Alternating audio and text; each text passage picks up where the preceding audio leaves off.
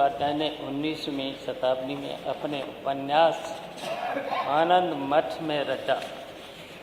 जब भारत पराधीन था, जब बोलना भी विद्रोह माना जाता था, तब यह गीत आज़ादी की मशाल बन गया।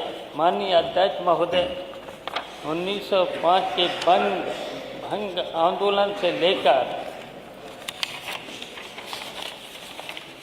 इस वंदे भारत समूचे राष्ट्र की चेतना का मंत्र है। इसमें पूरे देश की आत्मा नियत है।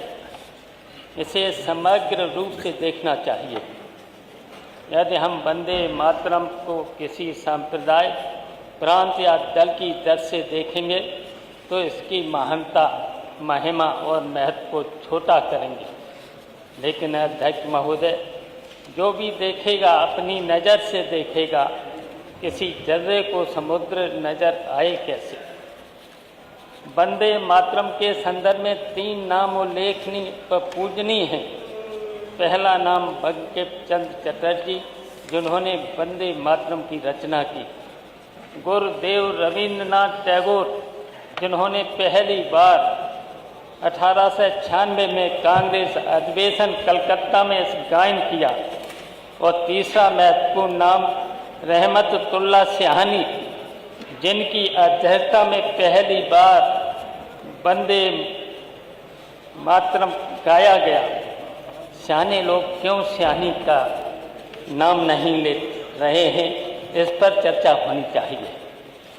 जब संविधान सभा द्वारा वंदे मातरम को राष्ट्रगीत के रूप में अपनाया गया था, उस समय पर्याप्त चर्चा हुई थी। उस समय संविधान सभा में मौलाना आज़ाद, मौलाना हसरत मोहानी जैसी विभूतियाँ थीं। किसी ने वंदे मातरम का विरोध नहीं किया। आज इतने सालों बाद वंदे मातरम को क्यों सांप्रदायिक राजनीति घसीटा जा रहा है, इस पर भी बहस होनी चाहिए। इतिहास को आधा अधूरा देखना और दिखाना ठीक नहीं है। महोदय, आज़ादी को हर संघर्ष में वंदे मातरम ने जनता को एक सूत्र में बांधा। यह गीत किसी धर्म, भाषा या क्षेत्र का नहीं था। यह राष्ट्र की आत्मा का गीत था। जब स्वतंत्र भारत की संविधान सभा में राष्ट्रीय प्रतीकों पर चर्चा हुई, तब भी यह स्पष्ट कहा गया था, वंदे मातरम का सम्मान भारत की बहुलतावादी आत्मा का सम्मान है। आज हम यहाँ वंदे मातरम पर चर्चा कर रहे हैं। वह मंत्र जिसने देश की स्वतंत्रता की लड़ाई में हर भारतीय के दिल में जोश, त्याग और मातृभूमि के प्रति अटूट प्रेम भर दिया। किसी भी राष्ट्रीय गीत या नारे का सच्चा सम्मान केवल जुबान से बोलने में नहीं, बल्कि उसके अर्थ को जीवन में उतारने में है। अगर हम वंदे मातरम कहते हैं तो हमें यह भी देखना चाहिए, क्या हमारी नीतियाँ, हमारा निर्णय और हमारा आचरण वास्तव में माँ भारत के हर बेटे बेटी का सम्मान कर रहे हैं। आज सदन में वंदे मातरम के 150 वर्ष पूरे होने पर चर्चा हो रही है। बहुत अच्छी बात है। हम सब इस गीत का सम्मान करते हैं। लेकिन मुझे आश्चर्य इस बात का है, जो लोग आज इस गीत पर घंटों भाषण दे रहे हैं, उनके वैचारिक पूर्वज उस समय कहाँ थे जब क्रांतिकारी वंदे मातरम गाते हुए फांसी के फंदों को झूल गए। इतिहास गवाह है, समाजवादियों और कांग्रेसियों ने लाठियाँ खाईं, जेलें भरी, तब वंदे मातरम हमारी शक्ति था। आज सत्ता में बैठे लोग ऐसा व्यवहार कर रहे हैं जैसे राष्ट्रभक्ति का कॉपीराइट इन्हीं के पास से जारी होता है। अध्यक्ष जी, देशभक्ति हृदय का विषय है, प्रदर्शन का नहीं। आप वंदे मातरम पर चर्चा इसलिए नहीं करा रहे हैं कि आपको गीत से प्रेम है, बल्कि इसलिए करा रहे हैं ताकि जनता आपसे खाद की किल्लत पर सवाल न पूछ सके। सरकार कहती है कि वंदे मातरम स्कूलों में अनिवार्य होगा, अच्छी बात है, लेकिन जिस बच्चे के पेट में रोटी नहीं है, क्या उसके गले में सुर निकलेंगे? सुजलाम सुफलाम का अर्थ होता है अच्छी जल राशि और अच्छी फसल, लेकिन आज उत्तर प्रदेश का किसान डीएपी खाद की बोरी के लिए लाइन में खड़ा है, पुलिस की लाठियां खा रहा है। क्या यही आपका सुफलाम उत्तर प्रदेश है? वंदे मातरम में सस्य श्यामलाम की बात है, यानी हरियाली और खुशहाली, मगर यहाँ तो नौजवानों के भविष्य पर बुलडोजर चल रहा है।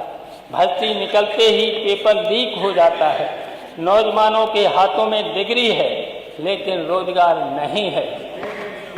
आजकल एक नया अमृत बाजार में आया है, कोल्ड कफ सिरप।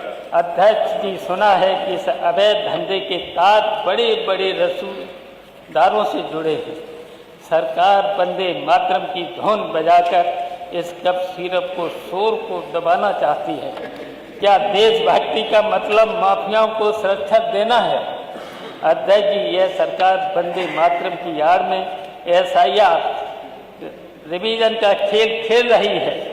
मतदाता सूची से विपक्ष के वोट काटे जाने की साजिश लगातार हो रही है। यह राष्ट्रवाद नहीं है, ये चुनावी इंजीनियरिंग है। आप कहते हैं कि जो वंदे मातरम नहीं गाएगा वो देशद्रोही है। मैं कहता हूँ जो किसान को खाद न दे पाए, जो बेटियों को सुरक्षा न दे पाए और जो चुनाव जीतने के लिए गरीब का वोट काट दे, वो लोकतंत्र का सबसे बड़ा गुनाहगार है। आप नाम बदलने में माहिर हैं। आपने इकाना स्टेडियम का नाम बदला, आपने योजनाओं के नाम बदले, आपने मनरेगा का नाम भी बदल दिया। काम नहीं करना, बस नाम बदलना और चर्चा को भटकाना, यही इस सरकार की असली उपलब्धि है। अध्यक्ष महोदय, भाजपा के साथियों को लगता है कि हम उसके राष्ट्रवाद से डर जाएंगे। हम समाजवादियों का राष्ट्रवाद समावेशी है, लोहिया और जेपी का राष्ट्रवाद है। मैं सरकार के लिए कुछ पंक्तियां कहना चाहता हूं। वतन की रेत को जो हाथों से सरकने नहीं देते, वही असली सिपाही हैं जो नफरत को पनपने नहीं देते। राष्ट्रभक्ति सिर्फ नारों में नहीं, नियत में होती है। वंदे मातरम तो वो है जो भूखे को भी सोने नहीं देते। अध्यक्ष महोदय, मैं समझता हूँ वंदे मातरम केवल एक गीत नहीं है, यह संविधान की आत्मा, स्वतंत्रता संग्राम का इतिहास और भारत की साझी विरासत से जुड़ा विषय है। पर दुर्भाग्य यह है कि आज वंदे मातरम को सम्मान देने की बजाय भाजपा द्वारा राजनीतिक हथियार बनाया जा रहा है। वंदे मातरम कहने से पहले हम यह भी याद रखना होगा कि भारत माता केवल नारे से नहीं, न्याय, समानता और भाईचारे से मजबूत होती है। इसी गीत ने स्वतंत्रता आंदोलन में लाखों युवाओं को प्रेरित किया। लाला लाजपत राय, बिपिन चंद्र पाल, अरविंद घोष और महात्मा गांधी तक ने इसे राष्ट्र प्रेम का सुर माना। लेकिन गांधी जी ने यह भी कहा था, देशभक्ति का अर्थ यह नहीं कि हम किसी पर विचार थोप दें। यही तो भारतीयता है। सम्मान, सहमति और संवैधानिक मर्यादा में पूछना चाहता हूँ, क्या बेरोजगार नौजवान वंदे भारत नहीं बोलता है? क्या किसानों की आय दोगुनी न होना देशद्रोह है? क्या पेपर लीक पर सवाल उठाना राष्ट्रीय विरोध है? अगर ऐसा है तो इस सदन में बैठे कई मंत्री आज सबसे बड़े राष्ट्रवादी अभिनेता हैं और प्रदेश की जनता नकली देशभक्ति का टिकट नहीं खरीद रही। भारत का संविधान हर नागरिक को विचार, अभिव्यक्ति और आस्था की स्वतंत्रता देता है। संविधान कहता है सम्मान स्वैच्छिक हो, भाजपा कहती है सम्मान आदेश से हो। यही फर्क है लोकतंत्र और डर के शासन में। देशभक्ति दबाव से नहीं, दिल से निकलती है। अगर भाजपा सच में वंदे मातरम का सम्मान करती है तो पहले इन सवालों का जवाब देना होगा। उत्तर प्रदेश में युवाओं को सबसे बड़ी आबादी, 10 मिनट हो गए, लेकिन रिक्त पद, भर्ती घोटाले, पेपर लीक, क्या खाली हाथ नौजवान ताली बजाकर देशभक्ति दिखाई। धन्यवाद। गन्ना भुगतान में देरी, खाद बीज अरे वो पूरा महंगा, फिर बोल लीजिएगा ना, गन्ना भुगतान बाद में। 10 मिनट हो गए, सबको बोलना है, 11 मिनट हो गए। कानूनी गारंटी नहीं, क्या खेत में रोता किसान कम देशभक्त है। स्कूल मर्ज, शिक्षक पद खाली, सरकारी स्कूलों की हालत खराब, क्या किताबों से दूर किया गया बच्चा राष्ट्र का भविष्य। वंदे मातरम ने हमें एक भारत श्रेष्ठ भारत का सपना दिखाया, लेकिन आज कहीं भाषा के नाम पर भेद, कहीं पहनावे के नाम पर डर, कहीं पूजा के नाम पर राजनीति। भाजपा को समझना होगा, भारत एक रंग का नहीं 7 रंगों का इंद्रधनुष है। आज भाजपा सरकार कहती है सब कुछ ठीक है, तो फिर पेपर क्यों लीक हो रहे, अस्पतालों में डॉक्टर क्यों नहीं, थानों में न्याय क्यों नहीं। शायद सरकार का मंत्र है वंदे मातरम बोलो, सवाल मत पूछो। पर समाजवादी पार्टी कहती है वंदे मातरम बोलो और सवाल भी पूछो। हमारे लिए देशभक्ति का अर्थ किसान खुश, युवा रोजगार, महिला सुरक्षित, दलित पिछड़ा सम्मानित, अल्पसंख्यक आश्वस्त। यही है नया भारत, यही है असली वंदे मातरम। मिट्टी की खुशबू से पहचान बने, हाथों में काम हो तो शान बने, नारे नहीं नियत से देश खड़ा हो, यही वंदे मातरम की पहचान बने। माननीय अध्यक्ष महोदय, मैं सरकार से पूछता हूँ, क्या आप वंदे मातरम के साथ रोजगार मिशन लाएंगे? क्या आप वंदे भारत के साथ पेपर लीक कानून बनाएंगे? क्या आप वंदे मातरम के साथ किसानों को बकाया चुकाएंगे? अगर नहीं तो जनता समझ चुकी है यह केवल राजनीतिक शोर है। वंदे मातरम का सबका है, किसी पार्टी का नहीं। इसे डर का औजार नहीं, प्रेरणा का मंत्र बनाइए। समाजवादी पार्टी हर उस राष्ट्र भक्ति के साथ है, संविधान को माने, गरीब को उठाएं, नौजवान को रास्ता दें। अध्यक्ष महोदय, आज यहाँ वंदे मातरम पर बड़ी बड़ी लंबी चौड़ी व्याख्याएं हो रही हैं। ऐसा लग रहा है जैसे राष्ट्रभक्त की गंगा सिर्फ इन्हीं के बेंचों से बह रही है। अध्यक्ष जी वही लोग हैं जो तिरंगे के साथ फोटो शिवपाल जी बस करिए प्लीज। लेकिन तिरंगा बनाने वाले गरीब बुनकर के घर में अंधेरा रखते हैं। इनका राष्ट्रवाद डिजिटल है, हमारा राष्ट्रवाद धरातल पर है। सरकार कहती है कि सबको वंदे मातरम गाना होगा, हम तो गाएंगे, खुशी खुशी से गाएंगे। लेकिन क्या सरकार उन लाचार पिताओं के साथ बैठकर गाएंगे जिनके बेटे नशीले कफ सिरप पीकर बर्बाद हो गए? क्या ये उन किसानों के साथ वंदे मातरम गाएंगे जो खाद की बोरी के लिए सहकारी समितियों के बाहर रातों को ठिठुर रहे हैं? अध्यक्ष जी, एक बड़ी गंभीर बात कह रहा हूँ।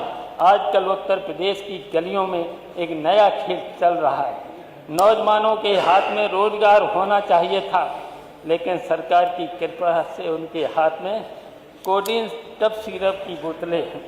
सरकार कहती है हम माफिया को मिट्टी में मिला दें, लेकिन ये सिरप माफिया तो आपकी फाइल के नीचे बैठकर फल फूल रहा है। कौन है वो रसूखदार जो हजारों वंदे मातरम पे रहने दीजिए, अच्छी बात है, कफ सिरप सड़कों पर उतर रहा है।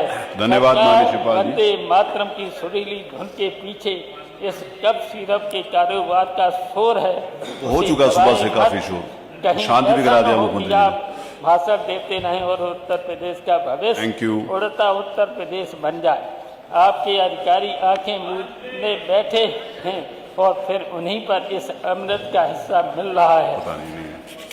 महोदय चलिए, धन्यवाद माननीय शिवपाल जी, धन्यवाद। जब किसान का केस धन्यवाद है, वो पूरा वो आप उसमें बोलिएगा ना, बजट में बोलिएगा। तो कहते हैं कि 25 घंटे की चर्चा कराओ, जब 25 घंटे वाली कराएंगे तो आपको ज्यादा समय देंगे। लेकिन ये 3 दिन का सर, 25 दिन वाली कराएंगे तो आपको ज्यादा समय देंगे, ये प्रॉमिस।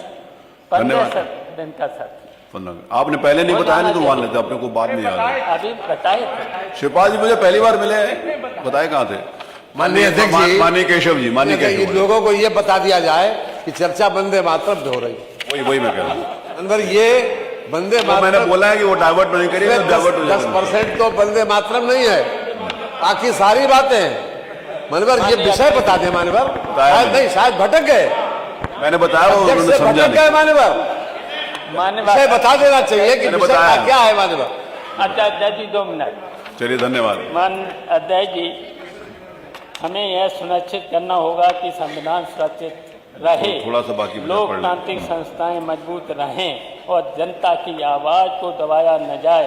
वंदे मातरम का अर्थ माँ का जयगान है, मतभेदों को दबाने का औजार नहीं है। हम कहते हैं कि अगर आप सच में वंदे मातरम को उपासक हैं तो संविधान की आत्मा, समानता और भाईचारा को बचाएं। वंदे मातरम किसी दल का नारा नहीं, यह पूरे भारत की आत्मा की पुकार है जो हमें एक करता है, न कि बांटता है। और जब तक इस सदन में अन्याय, झूठ और विभाजन की राजनीति के खिलाफ एक भी आवाज़ बचेगी, वह आवाज़ वंदे मातरम कहेगी।